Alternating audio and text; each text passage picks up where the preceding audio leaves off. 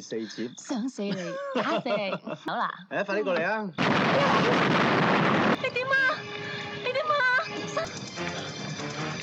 ？When war destroyed everything he had, this poor young man escaped with nothing but his intelligence and a dream.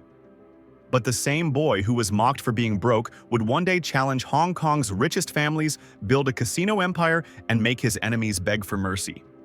From a helpless refugee working at the docks, to a legendary gambling tycoon controlling Macau's biggest fortune, this is the incredible story of Benny Ho, a man who lost everything, survived betrayal, and came back stronger than anyone expected. But his rise to power came with a devastating price. Before we uncover how Benny Ho went from a powerless refugee to one of Macau's most feared casino kings, make sure to subscribe and turn on the bell icon. The movie opens with Benny Ho, a self-made casino owner and gambling mogul, stepping through the mahogany doors of his casino. Two young men meet him on the stairs and say they're heading inside to test their luck. Benny smiles at the familiar excitement. The moment pulls him back to where his own story began.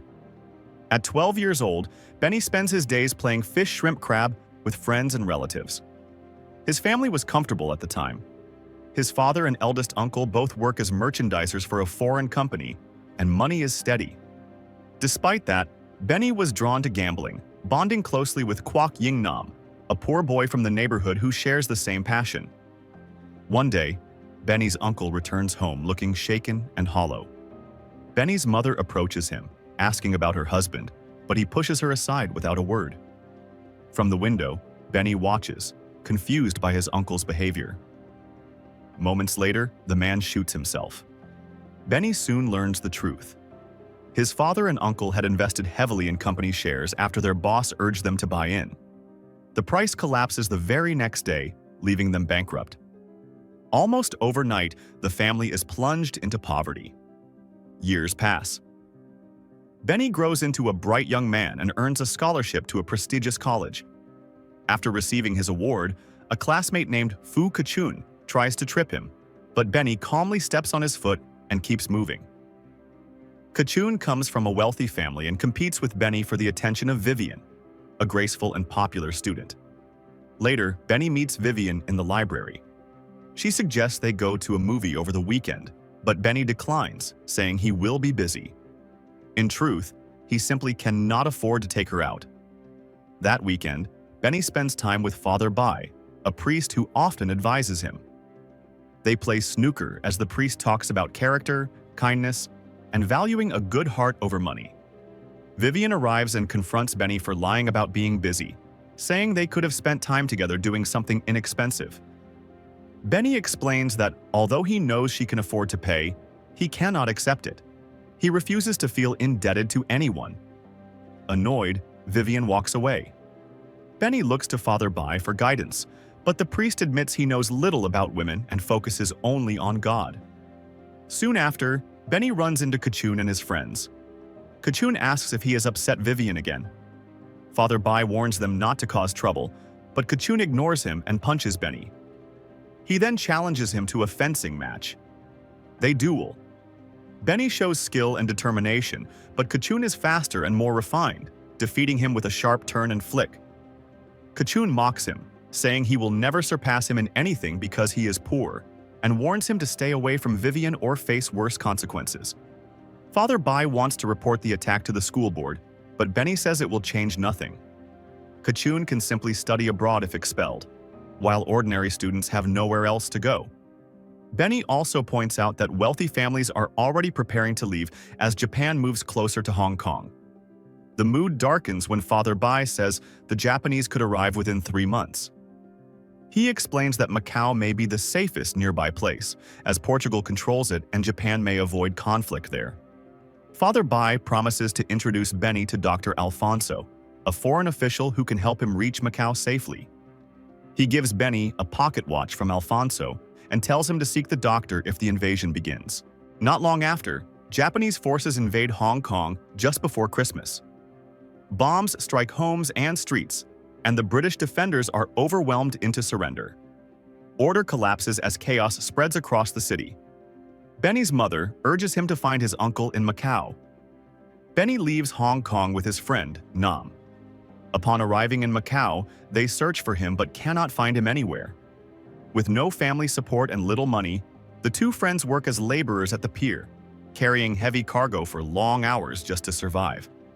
A young woman named Mui arrives with lunch for her father, the dock owner.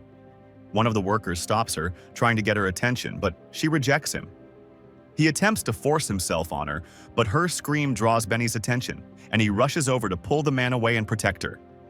The worker, furious at being embarrassed, gathers a group of men and hunts Benny down. They attack him, and Nam joins the fight to help his friend.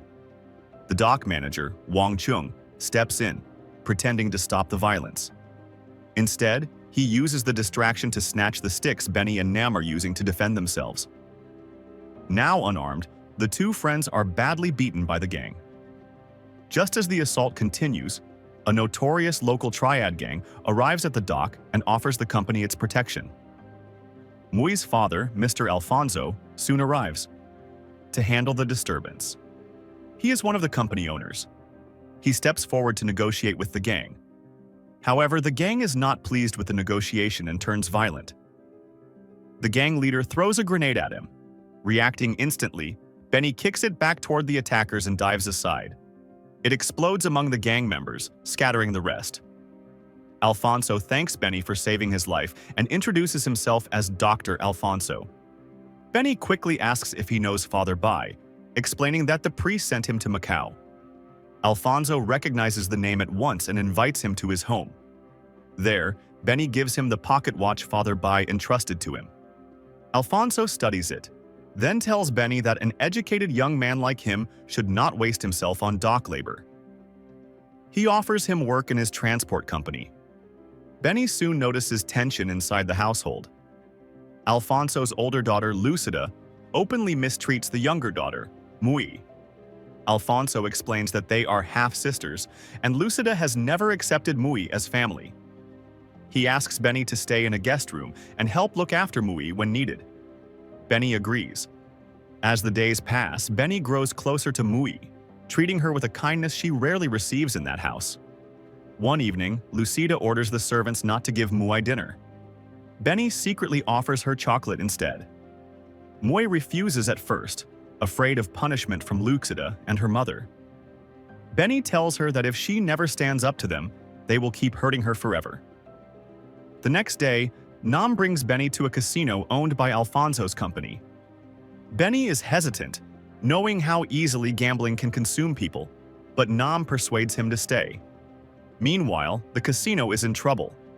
Nip Ngotin, the man in charge of the gaming floor and a respected gambler, is losing heavily to three men who keep winning large sums. If it continues, the casino will suffer serious losses.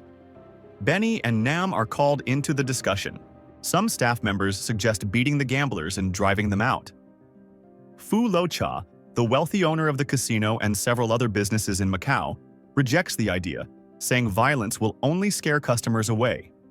Nip explains the game and asks Benny what he sees. Benny studies the setup and realizes the men may be reading the sound of the dice through the glass base of the bowl. He suggests replacing the glass bottom with plastic. They try it immediately, which changes the sound and disrupts the gambler's method. Nip wins back the house money. The result changes Benny's standing overnight. He and Nam are sent on a high-paying assignment to retrieve medicine from the port, across dangerous waters patrolled by pirates and Japanese forces. At the same time, Benny's relationship with Mui deepens. Before leaving, he gives her a pocket watch and promises to return in 2 days, then kisses her forehead and departs. The mission turns deadly when they are attacked at sea. One of the company's staff members has secretly partnered with pirates to steal the cash Benny is meant to use to secure the medicine. Benny and Nam fight back fiercely and secure the medicine. They later learn who arranged the ambush. It takes Benny longer than expected to return, and everyone fears the worst. When he finally returns, Benny reports that Mr. Wang Chung, a senior company official, had conspired with the pirates. Chung immediately shifts blame onto a junior worker under him, then kills the man before he can defend himself. Despite clear suspicion, Lo Cha chooses to spare Chung. He rewards Benny and Nam for completing the mission. Both men are granted shares in the business. Benny rushes to find Mui and discovers her praying in church for his safe return. They embrace. From a distance, Lucida watches, burning with jealousy. She decides to take it out on Mui. When Alfonso is away, Lucida invites a man, who has long wanted Mui, into the house to drug and assault her. Benny arrives just in time and stops the attack. A violent fight breaks out. While the men clash, Lucida tries to kill Mui herself. Mui finally snaps and smashes Lucida in the face with a stool, leaving her bloodied. Lucida grabs acid and tries to throw it at her, but Mui uses a tablecloth to deflect the liquid, sending it back onto Lucida's face. Months later, Benny marries Mui. At the wedding, Benny meets Lo Cha's son and freezes. It is Fu Kachun, the same classmate who bullied him in college. The tension worsens when Benny sees that Kachun is now married to Vivian. Later, Nip asks Benny to meet privately. He tells Benny that he is being transferred to the company casino in Shanghai. He warns him to be careful of Wang Chung and also Kachun, especially because of their history. He also promises that one day, after Lo Cha is gone, they can build something together. Elsewhere, Chung moves against Lo Cha in secret. He kidnaps the old man, tortures him, and cuts off his ear to force the password to a safe. He sends the severed ear to Kachun with demands for ransom. Tensions rise when Kachun accuses Benny of being involved in the kidnapping. Vivian tries to intervene, but Kachun silences her harshly. His treatment towards her only increases Benny's anger. Soon after, one of Chung's associates secretly approaches Benny. He claims to suspect Chung and says he knows where the kidnappers are hiding. Unaware it is a trap, Benny and Nam follow him. They are ambushed, but Benny fights back. A fierce shootout erupts. He swings his gun with calm precision and drops several attackers. One gunman grabs Lo Cha and uses him as a shield to escape. Before the standoff can continue, Kachin arrives with armed officers and guns the man down. Instead of thanking Benny, Kachun grows suspicious. He demands to know how Benny found the hideout. Benny says an informant named Buffalo tipped him off and insists Chung is responsible. Chung appears and turns the accusation around. He claims Benny and Nam are the insiders behind everything. Kachun believes him. Benny and Nam are beaten, arrested, and locked away. With help from corrupt officers, Chung captures Buffalo in secret and tortures him, trying to force a false confession against Benny and Nam. Buffalo refuses. Chung then orders the officers to make sure the prisoners receive no visitors. Meanwhile, Kachun's marriage continues to crumble. Vivian confesses to a priest that although she is married, her heart belongs elsewhere. Moy later meets Vivian at church. She says Benny is suffering badly from malaria in prison and may die without treatment. She begs Vivian to help him before it is too late. Vivian visits Benny in jail with medicine and food. She treats his fever and stays by his side. In the moments that follow, both are pulled back to the feelings they left behind years earlier. A few days later, Benny recovers enough to stand again.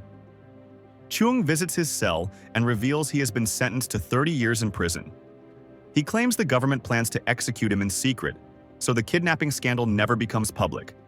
He adds that once Benny is gone, he will torment Nam and will sell Mui into prostitution, boasting that his wealth puts him beyond consequence. Chung asks Benny to kneel before him, and they will be spared. To protect his family and friends, Benny complies. Chung relishes the humiliation, then reveals the truth. Benny has been granted bail and ordered to leave Macau within 2 hours. He must not return for 10 years. Benny leaves with Mui and Nam, vowing to come back and make his name in Macau. Back in Hong Kong, Benny and Nam start over from nothing. Over the next decade, they build a successful property business. Their company grows rapidly, and the two former laborers become some of the richest young men in Hong Kong. They now live comfortably with their wives and children, but Benny never forgets Macau. One day, they receive news that Lo Cha has died. Soon after, Nip meets them during a game of golf and reminds Benny of the promise they made 10 years earlier to return and build a casino empire together. Nip explains that after inheriting the business, Kachun mismanaged the company, evaded taxes, and lost favor with the government. His gambling license has been revoked and opened for bids. Nip says they can win if they convince Macau officials that casino profits will be reinvested into the city's growth. Benny agrees. He organizes a function and publicly announces that his company, Macau Entertainment Company, will bid for the license. During the event, Chung arrives to mock him, declaring that kidnappers and a conman have no right to run Macau's gambling future. Benny calmly replies that he only hopes the bidding process will be fair. Not long after the event, Benny's car is bombed. Despite the threats and pressure, Moy remains his strongest support, urging him to keep chasing the future he has always wanted. With backing from influential officials and a stronger proposal, Benny defeats Kachun and wins the license. However, this victory unleashes a far greater war. Chung and Kachun begin harassing the business immediately. They place hundreds of beggars outside the entrance and spread rumors that bombs have been planted inside, hoping to scare customers away. Nip refuses to panic. He tells Benny to proceed with the grand opening as planned. The governor attends the grand opening ceremony, along with many important guests. Chung also appears, insisting on being the first customer. Benny senses he is planning something and watches him closely. When they are briefly alone, Benny warns Chung that he will repay him in the same ruthless coin. Benny retaliates by sending beggars and a bomb to Chung's home. The pressure creates cracks inside the rival camp. Chung, who now holds more shares in the company, threatens to remove Kachin unless he kills Benny. 6 months later, Benny's casino is thriving. One day, he and Moy leave church together and head toward their car. Kachin and his men detonate a bomb nearby, badly injuring Benny. As armed men close in, Moy drags Benny into the church and hides him in the basement. Kachin finds Moy and brutally beats her, demanding to know where Benny is. She refuses to speak. Some of Kachin's men hesitate at the sight of him attacking a pregnant woman, so he kills them himself. Nam and the police soon arrive and exchange gunfire with Kachun's men. During the chaos, Benny regains consciousness and stumbles out. He sees Moy unconscious and bleeding. Enraged, he charges Kachun and they engage in a fistfight. When officers surround the room and block every exit, with nowhere to go, Kachun takes his own life. Benny rushes Moy to the hospital. Doctors save her and safely deliver their daughter, but they cannot fully repair the damage. Moy is left paralyzed from the waist down.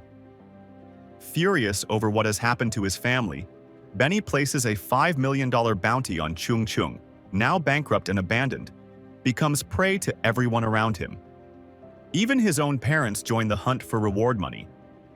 In desperation, he kills them and tries to flee. Beaten and broken, Chung eventually crosses paths with Benny and Nam.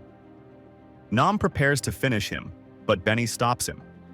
He says death is too easy. He wants Chung alive, disgraced, and mocked by the same world he once controlled. Benny subdues his enemies, but at a cost that proves nothing in his world is ever won without loss.